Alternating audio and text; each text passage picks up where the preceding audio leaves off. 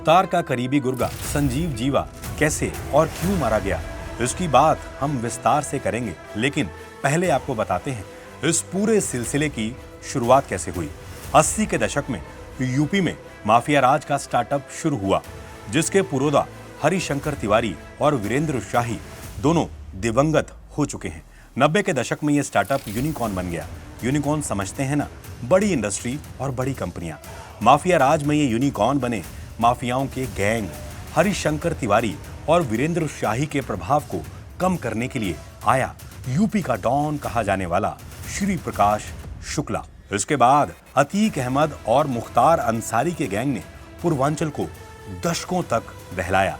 इनके गैंग में शामिल गुर्गे भी गैंगस्टर बनते रहे, लेकिन ये यूपी के माफिया राज की शुरुआत और फलने फूलने की कहानी थी।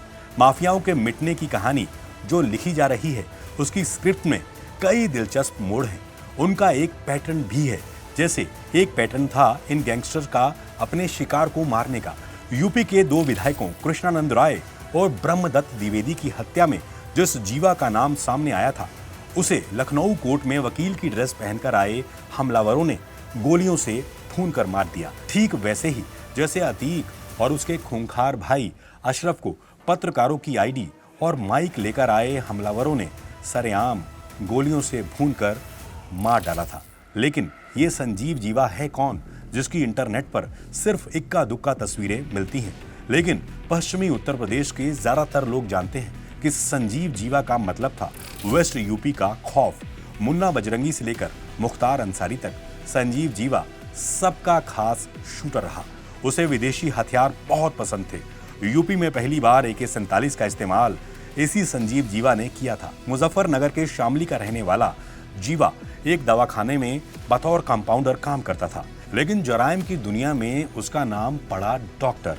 जुर्म की दुनिया में जीवा ने दस्तक यहीं से दी। दवाखाना के मालिक को किडनैप कर फिरौती वसूली और जीवा की जुर्म के दुनिया में एंट्री हो गई।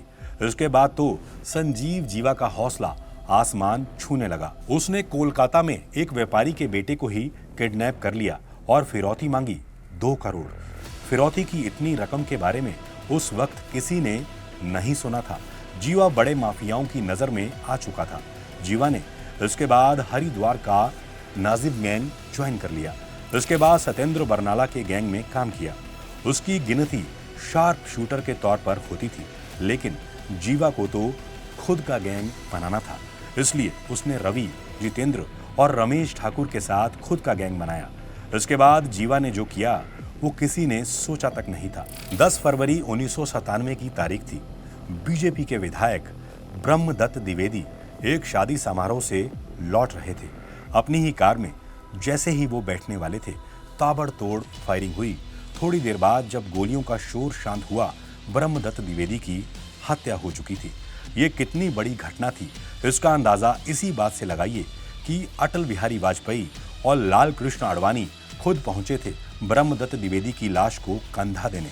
इस हत्याकांड का आरोप लगा बाहुबली, विजय सिंह और 3 अज्ञात लोगों पर।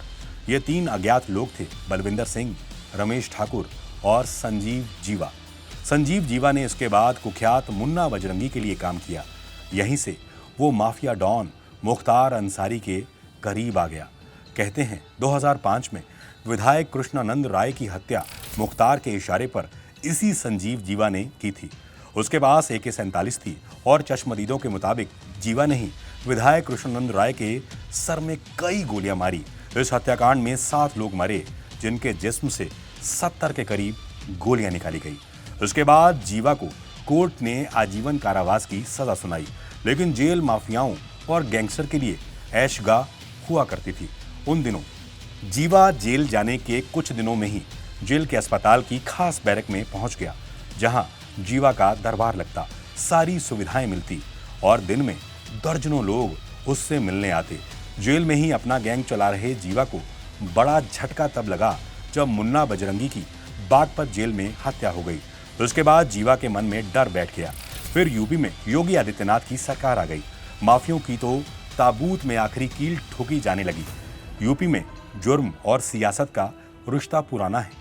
जीवा ने भी अपनी पत्नी पायल माहेश्वरी को RLD का मेंबर बनवाया। आरएलडी की टिकट पर 2017 में पायल माहेश्वरी ने मुजफ्फरनगर सदर से चुनाव भी लड़ा, लेकिन हार गई।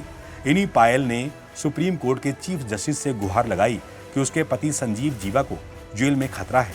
पायल ने आशंका जताई थी कि पेशी के दौरान जीवा पर हमला हो सकता है, और हुआ भी कुछ वैसा ही। जीवा का अंत पेशी के दौरान हुआ। बता दें, योगी सरकार ने पिछले कुछ वक्त में जीवा के पर कतर दिए थे। लगभग 2 करोड़ की कीमत की 8 बीघा जमीन प्रशासन ने कुर्क की थी। वहीं 21 बीघा जमीन को आदमपुर गांव में कुर्क किया गया था, जो जीवा ने अपनी पत्नी और बेटों के नाम पर खरीदी थी। जीवा के खिलाफ गैंगस्टर एक्ट सहित 26 मामले दर्ज थे। संजीव जीवा का अंत हो गया और मुख्तार अंसारी के मन में वो डर बैठ गया जो उसे ना चैन से सोने देता है ना जागने। यूपी में माफिया राज के खात्मे का ये नया पैटर्न है। ये सही है या गलत, इसका फैसला हम आप पर छोड़ते हैं। माफिया सीरीज के सभी एपिसोड्स को आप लोगों ने बहुत प्यार दिया। ये एपिसोड आपको कैसा लगा और कौन से माफिया पर आप नया एपिसोड देखना चाहते हैं, हमें कमेंट करना ना भूलें। ये एपिसोड आपको अच्छा लगा तो इसको लाइक और शेयर करना ना भूलिए। बहुत बहुत शुक्रिया।